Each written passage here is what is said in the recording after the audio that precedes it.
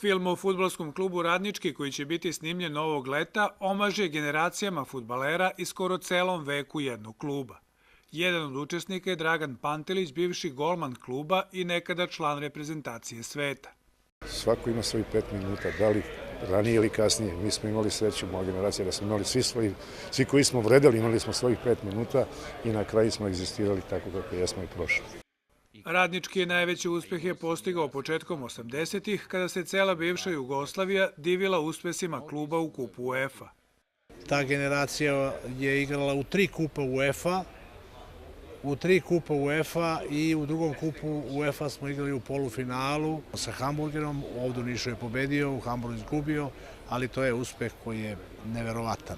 Posle više od 10 godina u nižem rangu takmičenja, Radnički se 2012. godine vratio u Superligu, gde nastupa sa manje ili više uspeha. Mi mlađi trudimo se da približimo Radnički makar blizu gde je nekada bio i gde on i zaslužuje. Radnički je veliki klub sa bogatom tradicijom, sa velikim brojem navijača, klub u velikom gradu.